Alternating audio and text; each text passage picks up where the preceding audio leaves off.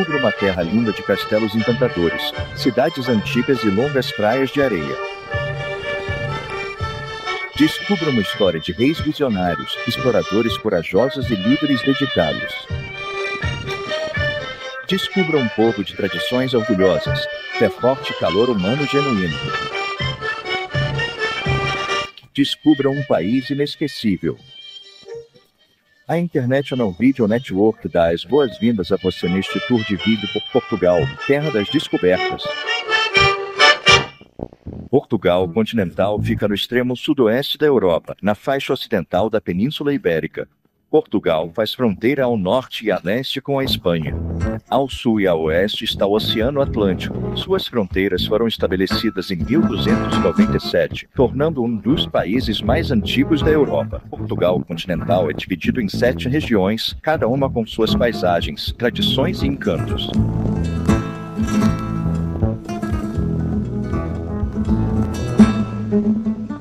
Há cerca de 10 milhões de pessoas em Portugal. A grande maioria é católica romana. A capital e maior cidade de Portugal é Lisboa. Lisboa está localizada na costa oeste de Portugal, onde o rio Tejo deságua no Atlântico.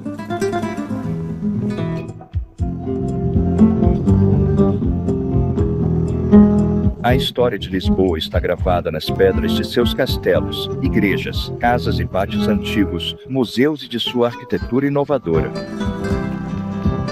O Castelo de São Jorge fica em um dos lendários 7 montes de Lisboa. Ele é um elo simbólico com o passado da cidade. Foi usado pela primeira vez como fortaleza durante a ocupação romana em 200 a.C. e mais tarde como cidadela moura. De todos os primeiros habitantes de Lisboa, os mouros foram os que deixaram o impacto mais duradouro.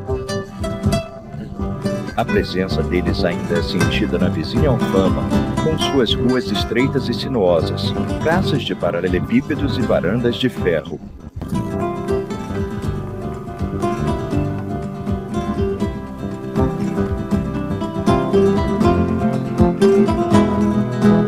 A influência dos mouros também é evidente nos azulejos, ou seja, os ladrilhos decorados que enfeitam grande parte das paredes.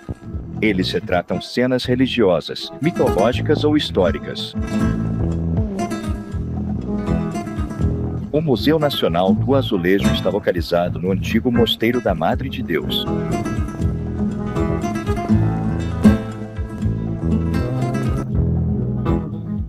A arte do azulejo continua evoluindo e permanece enraizada na cultura de Portugal. Artistas modernos adotaram um estilo mais contemporâneo.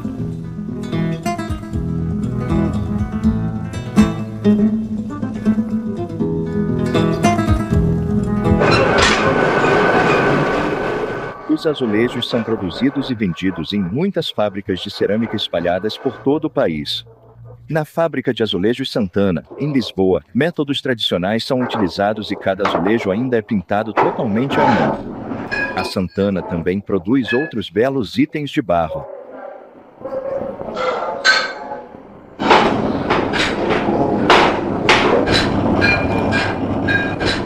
Em 1147, o primeiro rei de Portugal, Dom Afonso Henriques, conquistou os mouros e incorporou Lisboa à recém-formada nação portuguesa. O rei Henriques mandou construir a Sé, ou catedral, sobre as ruínas da mesquita árabe em comemoração à sua vitória.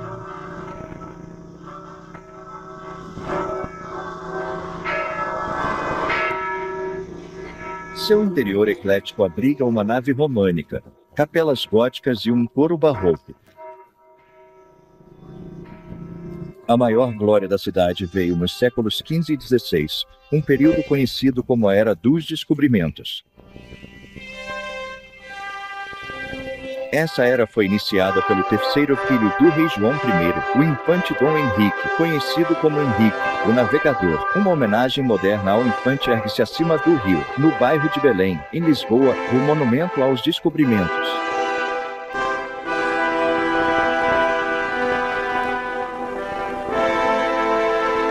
35 anos após a morte do infante Dom Henrique, Manuel I subiu ao trono de Portugal. Seu reinado, de 1495 a 1521, provou ser um dos mais gloriosos da história de Portugal. Vasco da Gama chegou à Índia. Pedro Álvares Cabral descobriu o Brasil. Fernão de Magalhães iniciou sua viagem ao redor do mundo, e muitos outros exploradores espalharam a cultura portuguesa pelos cantos mais distantes do globo. Sob o reinado de Manuel I, Portugal criou o estilo nacional de arquitetura chamado manuelino. É uma fusão de influências góticas e românicas anteriores, resultando em um estilo único de Portugal.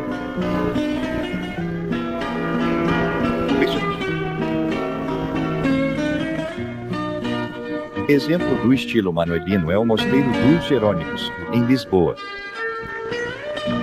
O mosteiro foi idealizado e planejado pelo rei Manuel I para homenagear as viagens de descobrimento. A porta sul do mosteiro, ricamente decorada com esculturas religiosas, é amplamente reconhecida como a mais bela obra-prima do estilo manuelino.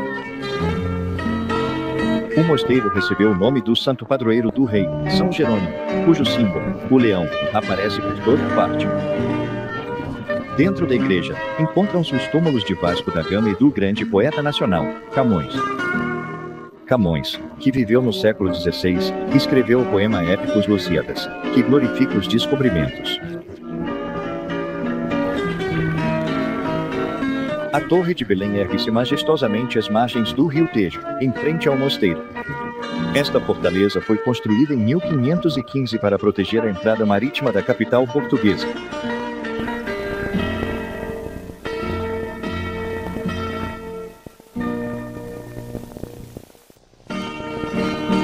O rei João V dominou a primeira metade do século XVIII. Durante esse período, Portugal prosperou com os lucros das minas de ouro e diamante no Brasil. João V usou essa riqueza para construir o grande aqueduto das Águas Livres. Ao todo, o aqueduto tem mais de 64 quilômetros de extensão. Até hoje, ele ainda leva água potável para Lisboa. Em 1755, Lisboa foi atingida por um terremoto devastador. O terremoto destruiu mais de 2/3 da cidade. Na parte norte da cidade, uma rotunda leva o nome do homem que liderou a reconstrução da cidade, Sebastião José de Carvalho, o Marquês de Pombal. Ele reconstruiu rapidamente com eficiência o centro da Lisboa moderna. Esta parte de Lisboa vai da Praça Dom Pedro IV, ou Rossio, até o sul, em direção à Orla.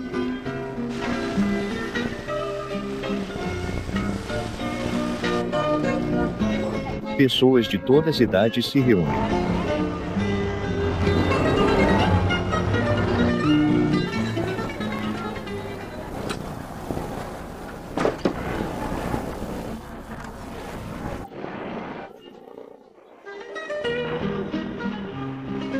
No lado norte da praça fica o imponente Teatro Nacional Dona Maria II, coroado com uma estátua de Gil Vicente, o primeiro dramaturgo de Portugal. Em frente ao teatro está uma das duas belas fontes que também enfeitam esta praça.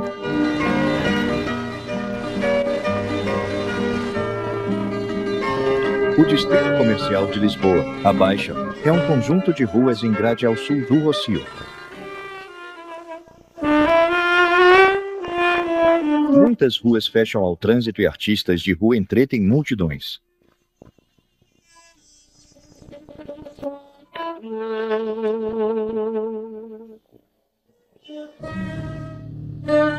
A Rua Augusta da Baixa leva a um arco do triunfo do século XIX, que é a entrada para a imponente praça comercial à beira-mar.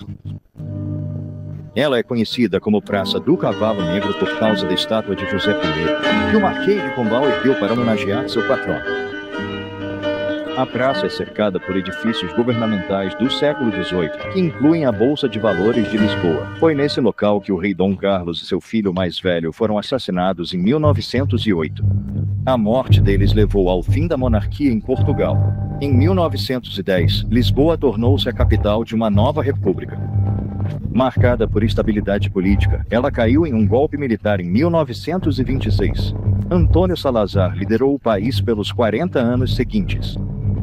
Seu governo autoritário manteve Portugal isolado e impediu a modernização. No dia 25 de abril de 1974, ocorreu uma revolução sem derramamento de sangue, abrindo caminho para um novo Portugal. Esta ponte sobre o Tejo foi renomeada como Ponte 25 de Abril em homenagem a essa data histórica. Inspirada na Golden Gate de São Francisco, ela é a terceira maior ponte pênsil do mundo. Foram necessários 10 anos até que um governo estável surgisse após a Revolução. O progresso rumo à modernização começou. Em 1986, Portugal ingressou na Comunidade Econômica Europeia. Peter Wise, jornalista de negócios, descreve a segunda fase do desenvolvimento econômico. As coisas começaram a mudar novamente em 1987, quando, pela primeira vez desde a Revolução, um governo com maioria no parlamento foi eleito. A maioria deu ao governo a capacidade de implementar reformas muito amplas para mudar a forma como a sociedade vinha sendo administrada desde a Revolução. Uma das principais reformas que eles consideraram foi a privatização das empresas que haviam sido nacionalizadas sob pressão comunista após a Revolução. A privatização tornou as indústrias de Portugal competitivas e, com o aumento do investimento estrangeiro, resultou em crescimento econômico substancial. Novos prédios surgiram por toda parte, evidenciando o progresso econômico de Portugal. Estruturas inovadoras como as Amoreiras, um dos maiores complexos de compras e escritórios da Europa, e o edifício do BNU mudaram a paisagem de Lisboa.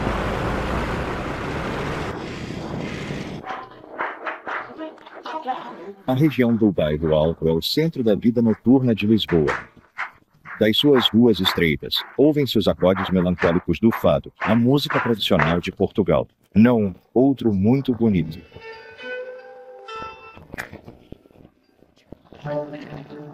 Fado de Lisboa é sentimental e nostálgico. Suas letras marcantes e melodias de lamento são as verdadeiras canções populares do povo.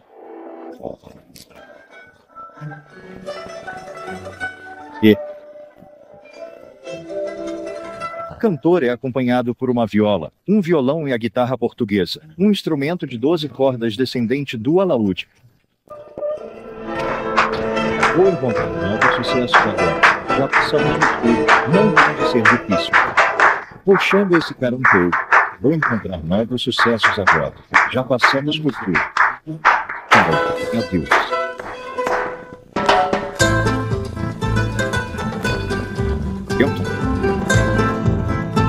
Reprimida pelo governo, a liberdade recém-conquistada provocou um renascimento no mundo das artes. Enfeitando uma praça da cidade está um exemplo da arte moderna portuguesa. Chama-se o carteiro ou homem da loteria. O artista, Fernando Assis, se inspirou nas pessoas coloridas que vendem bilhetes de loteria. Destino. 1.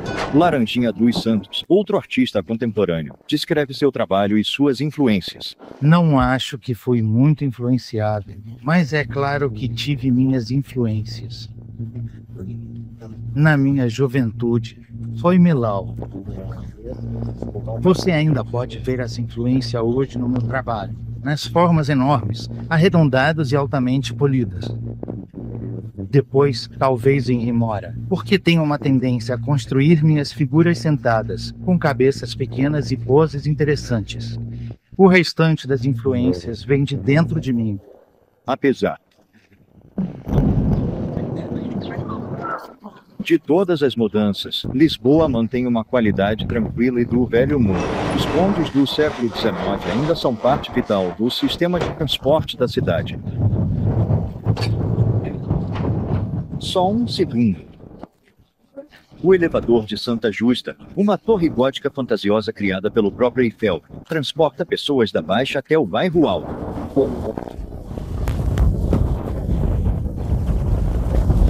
Parques estão espalhados por toda a cidade. O Parque Eduardo VII, localizado no topo da Avenida da Liberdade, é um dos mais bonitos.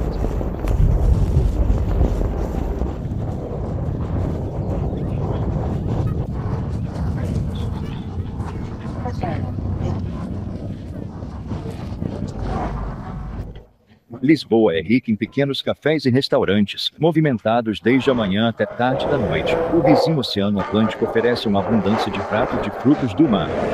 De todos os peixes, o bacalhau, ou seja, o peixe seco, é o mais querido pelo paladar português. Os portugueses inventaram mais de 365 maneiras de prepará-lo.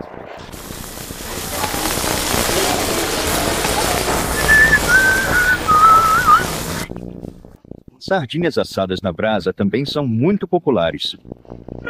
Carne de porco, frango e cordeiro são pilares da dieta portuguesa. No Hotel Tivoli, o chefe residente prepara um prato tradicional de cordeiro, o bife de lombo à portuguesa. Há um grande orgulho tanto na preparação quanto na apresentação da comida. Para os portugueses, comer, assim como viver, é algo para ser apreciado e não apressado.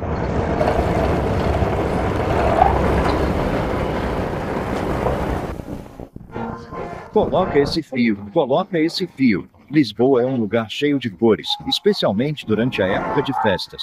Em junho, celebra-se o Festival de Santo Antônio, o padroeiro de Lisboa. Grupos de todo o país vêm para desfilar pelas principais ruas de Lisboa.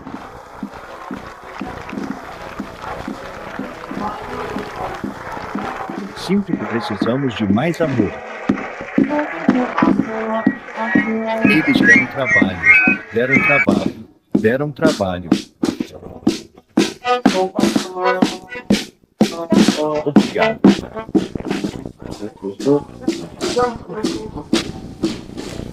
A região da Casa de Lisboa circunda a capital, Lisboa. É uma região de castelos românticos, penhascos rochosos impressionantes e palácios majestosos. A poucos quilômetros a noroeste de Lisboa fica Queluz. Queluz é famosa por seu Palácio Real. Construído entre 1758 e 1794, o palácio foi inspirado em Versalhes, nos arredores de Paris.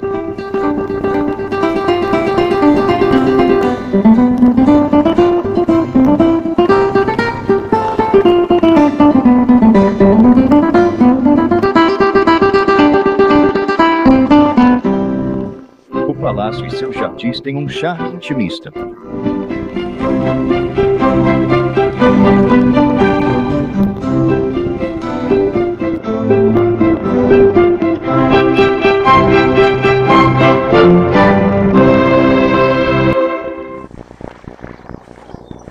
A oeste de Queluz, rumo ao Atlântico, vai Cascais.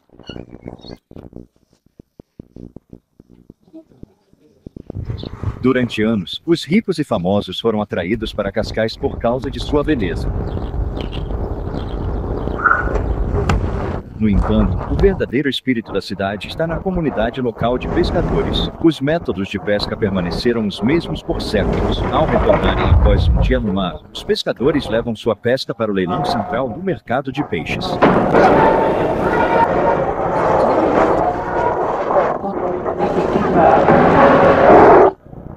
Em março, melhores anos passam na Geórgia com a segunda parte da sequência de pensamento.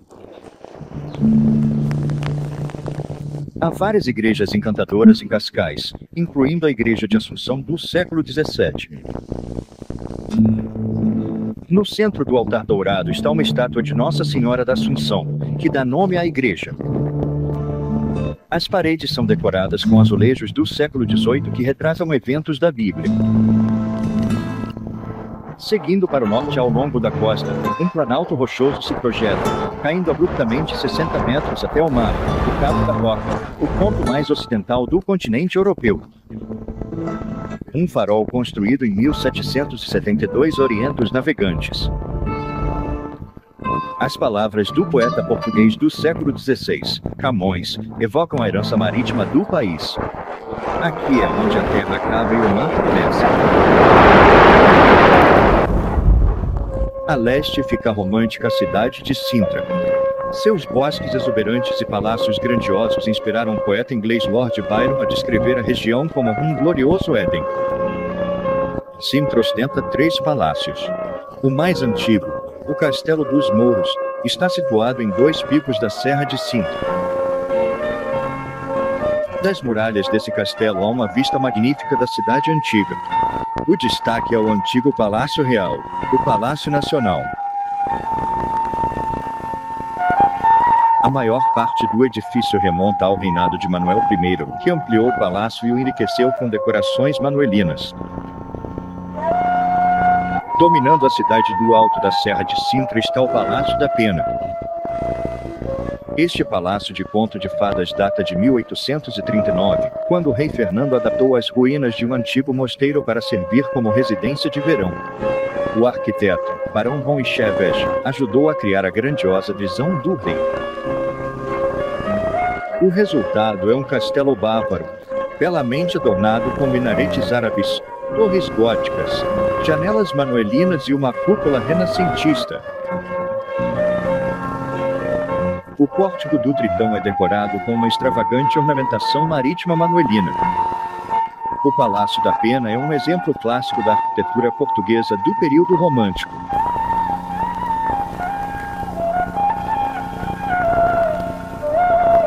Cercando o palácio está o Parque da Pena, um dos parques mais belos da Europa.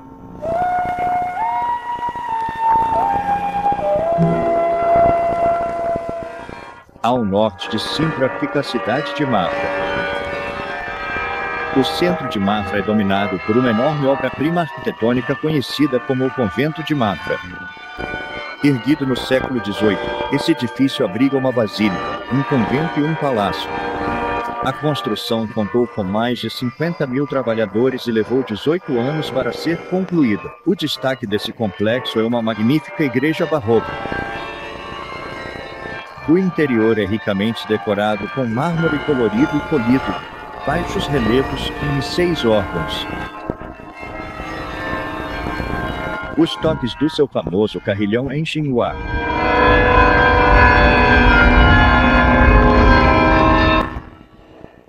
A Costa da Prata, ou região da Costa de Prata, faz a ligação entre as regiões da Costa de Lisboa e da Costa Verde.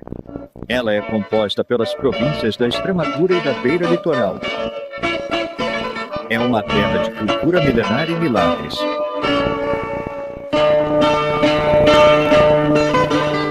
No alto de uma colina está a pitoresca cidade de Óbidos. Passar pelo portal de duplo arco da cidade é como voltar no tempo. Varandas floridas, casas caiadas de branco e ruas estreitas de paralelepípedos. Sua atmosfera medieval é tão bem preservada que Óbidos costuma ser chamada de cidade-museu. De suas muralhas se estende um tapete de telhados alaranjados antigos. Só um castelo medieval e antigo aqueduto quebram esse padrão. Ao norte, um dos monumentos mais impressionantes de Portugal surge inesperadamente no campo, o Mosteiro de Santa Maria da Vitória. Localizado na cidade de Batalha, este mosteiro imenso e elaborado é uma obra-prima da arquitetura gótica portuguesa.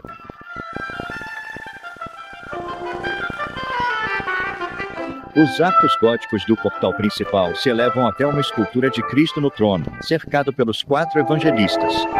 O interior da capela é adornado com elegantes tetos abobadados. A capela do fundador abriga os túmulos do rei João e da rainha Filipa e de seus filhos, sendo o mais famoso deles o infante Dom Henrique, o navegador.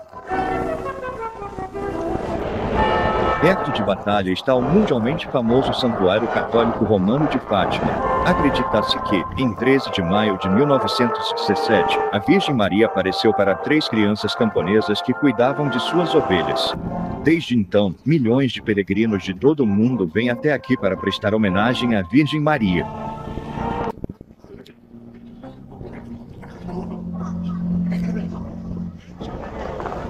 Hoje em dia, muitos fiéis podem ser vistos rastejando de joelhos para chegar até a Basílica.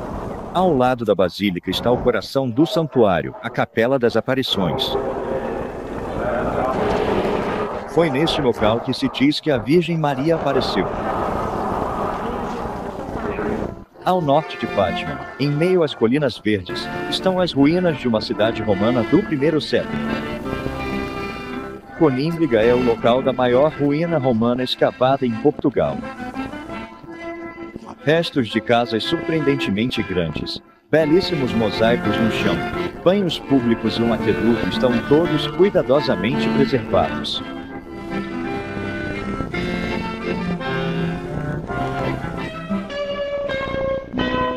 Alguns quilômetros adiante, no alto de uma colina com vista para o rio Mondego, fica a cidade universitária de Coimbra. A universidade, fundada em 1290, é a mais antiga de Portugal. Uma estátua do rei Dom João III, que trouxe a Universidade de Lisboa para Coimbra em 1537, reina no centro do pátio.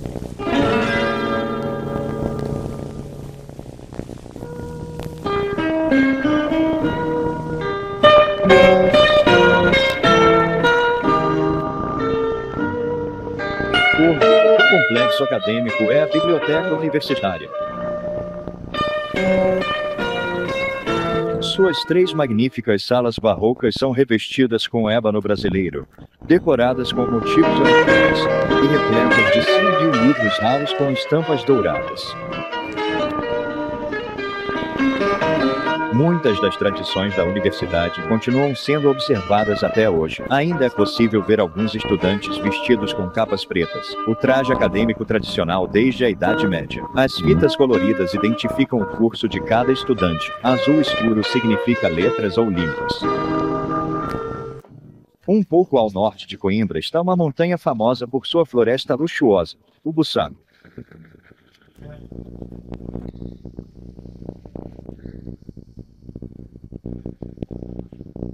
Essa floresta é legado dos frades carmelitas que construíram um mosteiro em seu centro em 1628. A presença dos frades ajudou a enriquecer a floresta. Eles introduziram bordos, loureiros e cedros mexicanos na região, variedades trazidas das viagens portuguesas ao Novo Mundo. No final do século XIX, o rei Carlos escolheu construir aqui um palácio de verão e um pavilhão de caça no local do antigo mosteiro.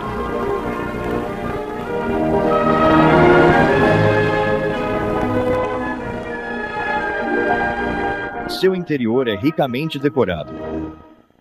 Painéis de azulejos retratando cenas da famosa Batalha do Bussaco adornam as paredes. Em setembro de 1810, as forças luso-britânicas sob o comando de Lord Wellington derrotaram as tropas francesas lideradas pelo Marechal André Massena. A derrota pôs fim à tentativa de Napoleão de conquistar Portugal. O palácio, que agora foi transformado em um grande hotel, abriga uma vasta adega com os excelentes vinhos do Bussaco. Ao norte, em direção à costa, está uma bela cidade descrita como a Veneza de Portugal, Aveiro. A comparação vem dos canais que cruzam toda a cidade.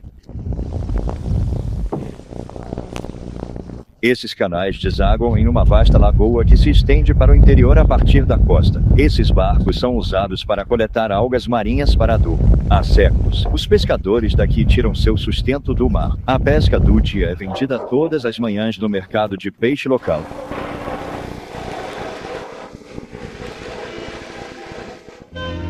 A região da Costa Verde ocupa o canto noroeste de Portugal e inclui as províncias do Minho e do Douro. Essa região, às vezes chamada de Costa Verde, é uma joia esmeralda no coroamento de Portugal.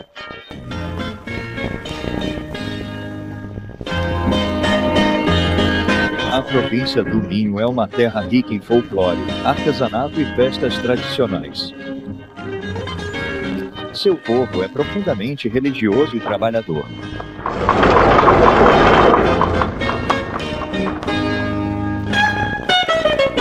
A encantadora cidade de Viana do Castelo, próxima à fronteira norte de Portugal, ilustra perfeitamente os encantos da província. Viana atingiu o auge de sua prosperidade por meio do comércio no século XVI, e muitos dos edifícios mais belos de Viana datam desse período. Elas cercam a Praça da República, uma praça impressionante que tem no centro o chafariz, uma fonte construída em 1553.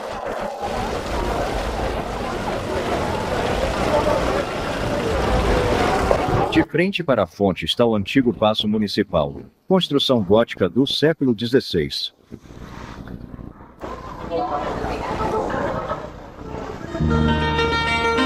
Ao norte, ergue-se o Morro de Santa Luzia, coroado por uma igreja neobizantina do início do século passado.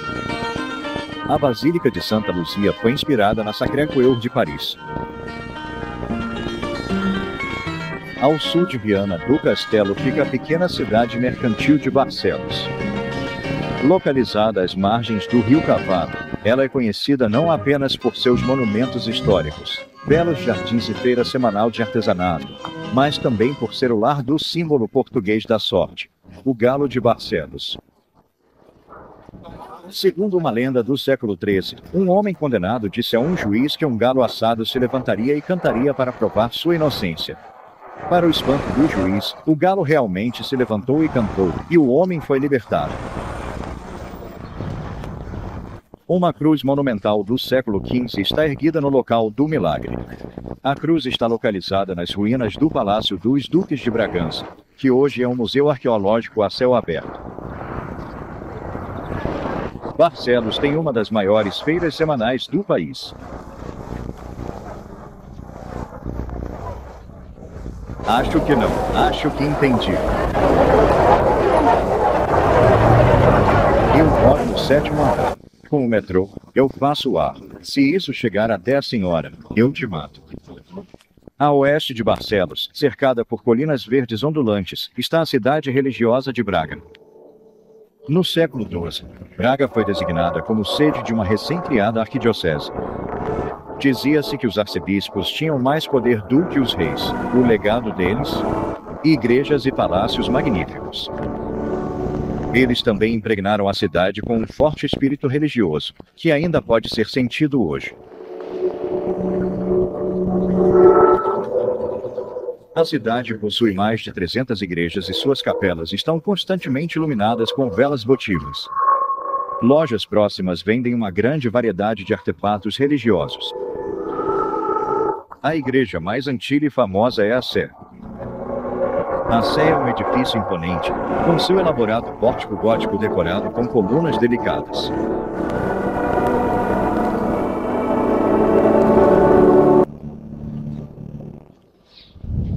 A ala medieval do Palácio dos Arcebispos serve de cenário para um dos jardins mais bonitos de Portugal, o Jardim de Santa Bárbara.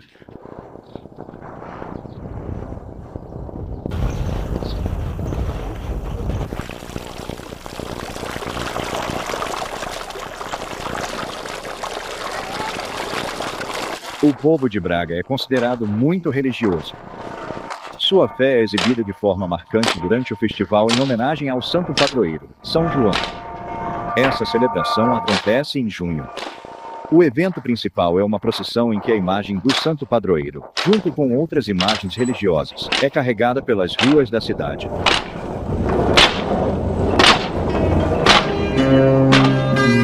A poucos quilômetros de Braga fica o retiro religioso do Bom Jesus do Monte. O complexo é composto por uma escadaria monumental em estilo barroco que leva até uma igreja neoclássica. A escadaria é ricamente decorada e ladeada por capelas, fontes e coroada por um belo jardim ornamental. A própria igreja é obra do famoso arquiteto bracarense Carlos Amarante.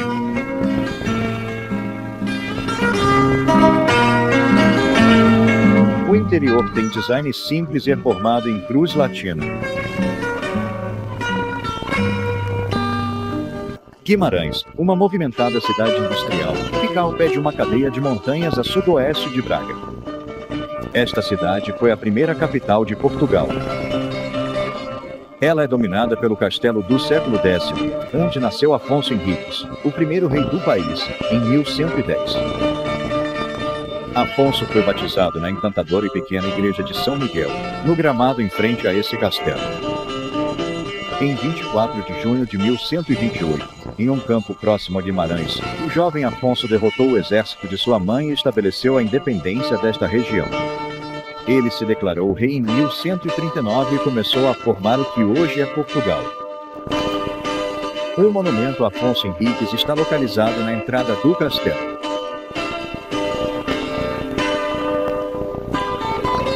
Perto do castelo encontra-se o Palácio dos Duques de Bragança.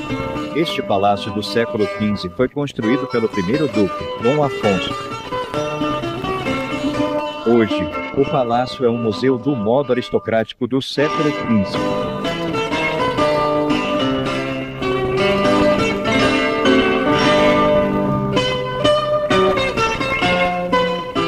A Rua de Santa Maria, com suas sacadas de ferro forjado e arcos de pedra, é uma das ruas mais antigas de Portugal. Ela leva até a Praça de Oliveira, que marca o local onde o guerreiro visigodo do século VII, Vamba, foi confirmado como rei. Segundo a lenda, ele disse que só se tornaria rei se seu cajado brotasse folhas de oliveira ao ser fincado no chão. Esta igreja, Nossa Senhora da Oliveira, foi construída em homenagem a esse milagre. Em frente a essa igreja, fiel à lenda, está uma oliveira. Ao sul de Guimarães fica a província do Douro, que recebe seu nome do rio que corre ao longo de sua fronteira sul. A palavra Douro significa de ouro, mas o verdadeiro ouro, no entanto, são as uvas que crescem em suas margens. Elas produzem os mais famosos embaixadores de Portugal, os vinhos do Porto. As uvas usadas para fazer o vinho do Porto crescem apenas nessas videiras das encostas. O Alto Vale do Douro está localizado na região montanhosa de Portugal, que inclui as províncias de Trás-os-Montes, Beira Alta e Beira Baixa. As montanhas são responsáveis pelo clima e pelo solo ideais para o cultivo de uvas. Incontáveis horas de trabalho manual foram dedicadas à criação desses terrenos em terraço horto.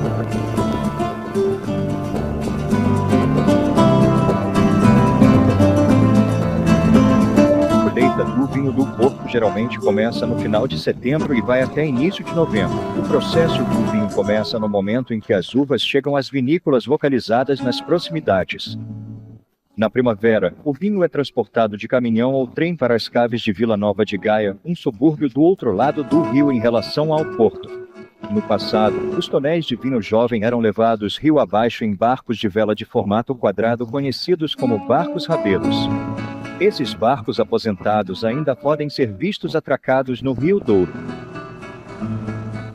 Existem mais de 80 caves de vinho do Porto em Vila Nova de Gaia. Cada uma possui grandes adegas onde o vinho é deixado para amadurecer em enormes tonéis de carvalho chamados fields. As condições nas adegas são rigorosamente controladas para um ambiente ideal. Além disso, a mistura da maioria dos vinhos do Porto acontece aqui. Vinhos de diferentes vinhedos e anos são cuidadosamente misturados para produzir um vinho do Porto consistente. Esses vinhos do Porto de corte são a base da indústria do vinho do Porto, mas os mais famosos são os vinhos do Porto Vintage. Fátima Andrade, da Sandeman, explica a diferença entre um vinho do Porto Vintage e um vinho do Porto comum. Em um ano de Vintage, só uma parte da colheita vai para os vinhos Vintage. É o melhor vinho dos melhores anos. Ele não será misturado nem combinado com vinhos de outros anos porque é um vinho especial, superior. Assim que o vinho de corte atinge o ponto ideal de maturação, ou seja, quando está perfeitamente pronto, ele é retirado dos tonéis, engarrafado e embalado e enviado ao redor do mundo. Porto, a cidade que deu nome não só ao famoso vinho, mas também ao país, está localizada na foz do Rio Douro. A segunda maior cidade de Portugal, Porto é essencialmente uma cidade de trabalho. Porto tem sido o centro do lucrativo comércio de vinho do Porto desde o século XVIII. É também o centro de exportação de inúmeros outros produtos industriais e agrícolas desta região norte. Esses produtos representam 2/3 do total das exportações do país. O distrito comercial circunda a ampla Avenida dos Relíquias, localizada no centro da cidade. A rua sobe em direção à prefeitura, uma imponente construção neorrenascentista que domina a paisagem ao redor. A oeste da prefeitura ergue-se o monumento histórico mais emblemático da cidade, a Torre dos Clérigos. Esta torre de granito do século XVIII, com 6 andares e 225 degraus, é a mais alta de Portugal. Ao sul da torre fica uma catedral com 2 torres, parecendo uma fortaleza. Construída originalmente no século XII, ela foi bastante modificada ao longo do tempo. No interior há um claustro gótico do século XIV revestido com painéis de azulejos.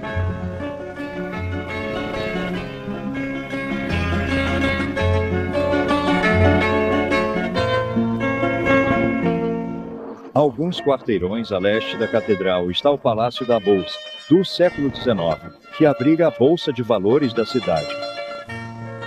Sua deslumbrante sala oval árabe foi inspirada na Alhambra Mourisca de Granada, na Espanha. Logo atrás da Bolsa fica a Igreja de São Francisco, localizado à beira do rio, em uma região tranquila, arborizada e pitoresca, cercada por belas paisagens naturais, apenas a 24 km a sudeste da cidade. Localizada à beira do rio, a poucos quarteirões a sudeste da igreja. A igreja fica na parte mais antiga da cidade, chamada Cais da Ribeira. A ponte Dom Luís liga diretamente o porto à Vila Nova de Gaia. Essa ponte de ferro de 2 andares foi construída por um discípulo do famoso engenheiro Alexandre Gustave Eiffel.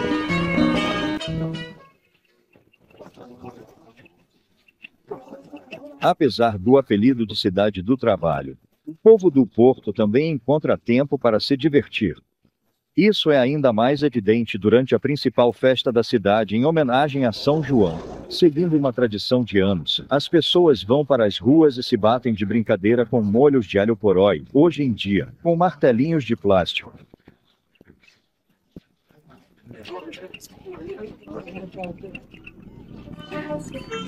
Embora cubra quase 1/3 de toda a área do país, a região das planícies abriga apenas cerca de 500 mil de pessoas, sendo a parte menos populosa de Portugal. A região das planícies é composta pela vasta e acidentada província do Alentejo e pelos campos da menor província do Ribatejo.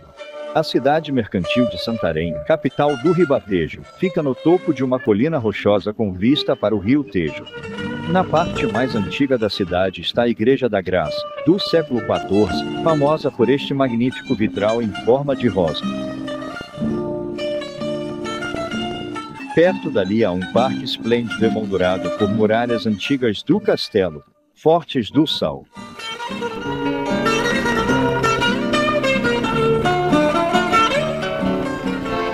Durante o verão, Santarém cedia uma das principais feiras agrícolas da Europa. Essa feira é uma vitrine para o setor que garante o sustento de 1/3 da população de Portugal. A Feira do Ribatejo, realizada na mesma época, é uma celebração do povo orgulhoso da região.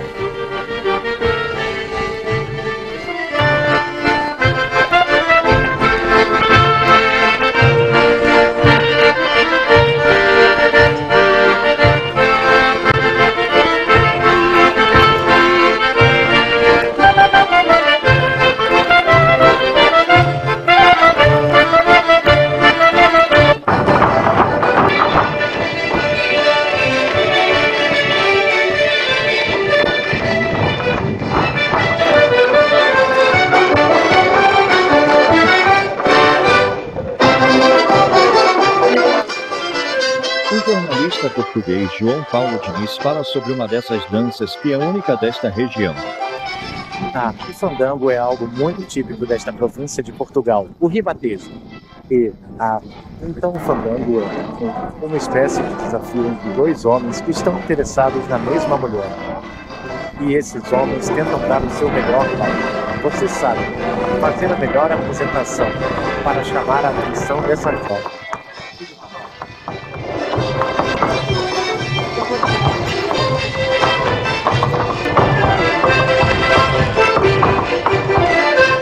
O principal evento da feira é um espetáculo que toca a alma da maioria dos portugueses, o torrado ou bufão.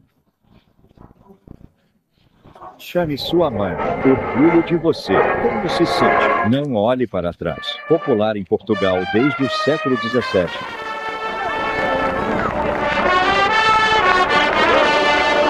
Na Espanha, o matador com sua capa é o centro das atenções. Em Portugal, seus equivalentes, os peões da pregão, têm apenas papéis secundários. O papel principal, na verdade, é do cavaleiro. Ao som de uma corneta, o cavaleiro entra na arena. O portão é aberto e o touro embaça. O cavaleiro provoca o touro para deixá-lo ainda mais enfurecido. Em uma série de golpes, ele deve cravar vários dardos no pescoço do touro. O cavaleiro treina com seu cavalo por muitos anos até ser capaz de alcançar o tempo preciso necessário para ter sucesso.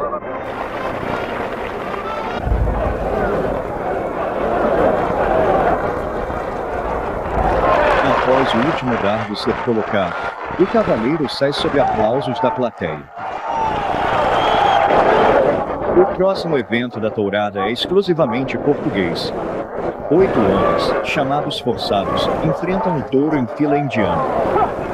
O líder chama o animal até que ele avance. Ele se agarra firmemente entre os chifres do touro. Cabe então aos outros 7 pular, um após o outro, sobre as costas do touro para diminuir sua investida. Por fim, o rabo é agarrado e o animal é imobilizado. O touro então é escoltado para fora da arena por um rebanho de bois mansos. Na tourada portuguesa, o touro nunca é morto. A sudeste de Santarém, no coração da região do Alentejo, está uma das cidades mais antigas de Portugal, Évora. Cercada por muralhas, Évora se destaca como principal exemplo da arquitetura medieval em Portugal. O Templo de Diana, datado do 2º ou 3º século. A fachada e o piso de mosaico desapareceram, mas a maioria das colunas coríntias originais de granito do templo sobreviveu. Perto do templo está a Sé, ou Catedral. Uma mistura de estilos românico e gótico. Seu portal principal é ladeado por 2 torres curiosamente diferentes. Os apóstolos que guardam cada lado da entrada da igreja são verdadeiras obras-primas da escultura medieval portuguesa. O Largo das Portas da Moura é uma pequena e serena praça, a poucos quarteirões ao sul da Sé. O ponto central da vida em Évora é a Praça do Giraldo.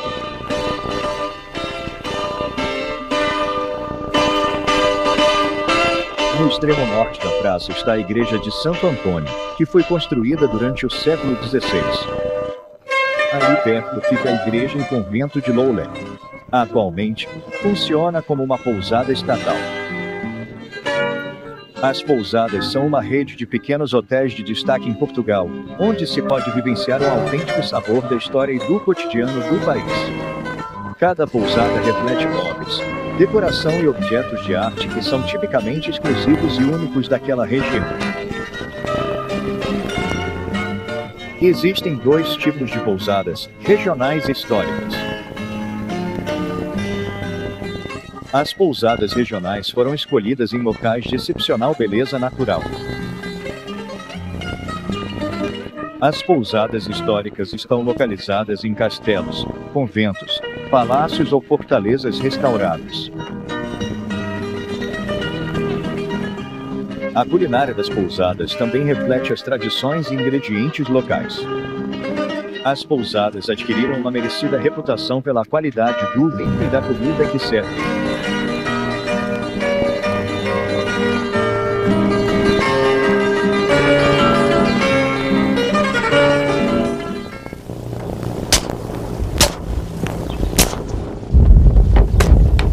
Na estrada que leva a Reguengos de Monsaraz, um centro de artesanato a leste de Évora, um homem cria cestos usando técnicas transmitidas de geração em geração. Neste centro de artesanato, artesãos trabalham arduamente para produzir seus objetos de cobre.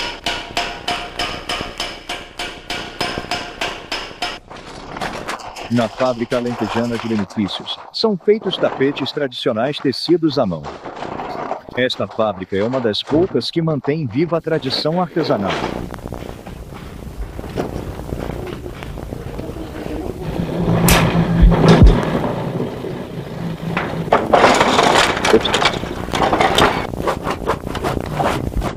Resultados são tapetes de qualidade e design excepcionais, que são unicamente portugueses. A paisagem da região do Alentejo é pontilhada por pinheiros, eucaliptos e teixos, sobreiros e oliveiras. A silvicultura é uma das principais indústrias em Portugal. Os pinheiros e eucaliptos fornecem o principal produto da indústria, a celulose, além de outros produtos importantes. Os extensos sobreiros, que são especialmente característicos desta região, fornecem mais da metade da cortiça do mundo. Na época da colheita, os trabalhadores manejam machados extremamente afiados para retirar habilidosamente a casca das árvores maduras. Máquinas não conseguem substituir a experiência dos cascadores, que cortam a casca com tanta habilidade que o tronco delicado abaixo permanece intacto. Vou ao banheiro. As árvores então são marcadas com a data, já que levará mais 9 anos até que a casca possa ser colhida novamente. Separada por uma cadeia de montanhas está a região mais ao sul de Portugal, o Algarve. É uma região de sol quase interminável. Durante séculos, a economia local girou em torno da agricultura e da pesca.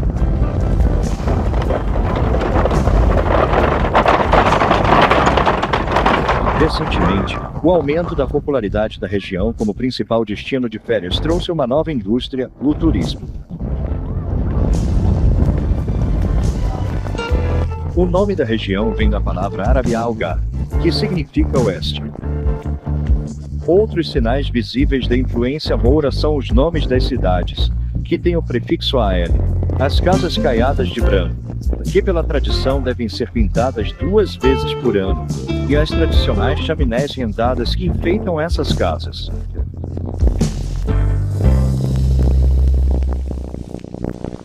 Localizada no coração da região, a antiga cidade de Silves serviu como capital moura do Algarve. Uma atmosfera medieval ainda persiste em Silves. Este castelo foi originalmente construído durante o século IV a.C. Modificações mouras aprimoraram muito a estrutura e lhe deram a forma atual. A sede Silves foi construída no século XIII. Janelas em fenda, gárgulas e ameias em forma de pirâmide adornam a catedral.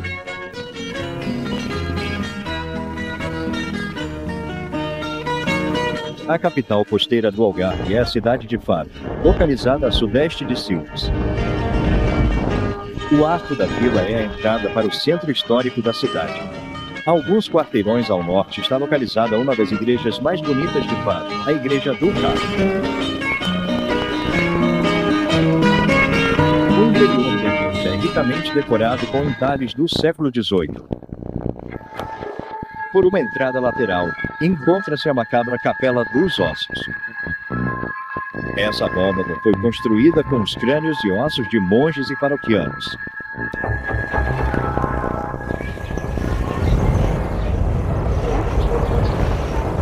Faro é a porta de entrada para o restante do Algarve. Essa região é muito conhecida por sua cerâmica. Na cidade de Porches, a oeste de Faro, artesãos locais pintam como fazem há séculos. Esses artesãos têm grande cuidado em reproduzir desenhos populares, mas como cada peça é feita à mão, todas mantêm uma individualidade única. Praias lindas, limpas e de areia fina. Ao longo da costa, a uma curta distância da cidade de Portimão, está a praia mais famosa do Algarve, a Praia da Rocha.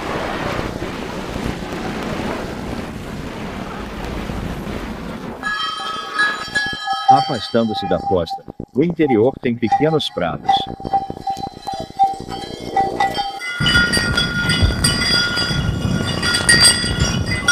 Ao lado desses prados, há pomares de oliveiras, figueiras, amendoeiras, alfarrobeiras e laranjeiras, que produzem os principais produtos agrícolas da região.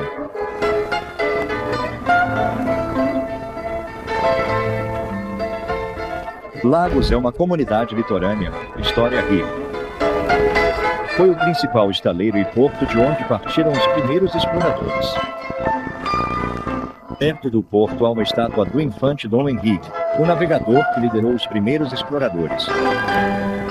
Embora a maioria dos edifícios desse período tenha sido destruída no terremoto de 1755, um vestígio dessa era dourada permanece, a igreja de Santo Antônio. O interior dessa igreja é uma exuberante obra-prima de talha dourada e azulejos do século XVIII. A oeste, além de lagos, o litoral se torna poeticamente dramático, com falésias altas e acidentadas. Por séculos, a península de Sagres foi considerada local de descanso dos deuses. Este promontório é onde muitos acreditam que o infante Dom Henrique instalou sua escola de navegação no século XV. Acredita-se que tenha sido uma comunidade de estudiosos que reuniam seus conhecimentos de cartografia, construção naval e matemática. Aqui, as primeiras viagens de descobrimento foram planejadas. Uma evidência disso é a fortaleza do Beliche. Dentro dessas muralhas, há pedras dispostas na forma de uma grande rosa dos ventos. A pesca sempre teve um papel fundamental no comércio do Algarve. Das falésias próximas, homens lançam suas longas linhas ao mar. A poucos quilômetros da fortaleza fica o ponto mais sudoeste da Europa, o Cabo de São Vicente. Antes da Era dos Descobrimentos, esse ponto era considerado o fim do mundo.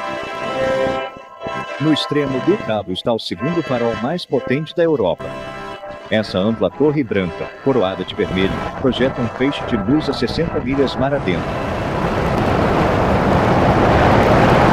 Ao anoitecer, um dos lugares mais tranquilos do mundo pode ser encontrado nas falésias próximas ao cabo. Todas as noites, o sol mergulha rapidamente de forma dramática no mar sem fim.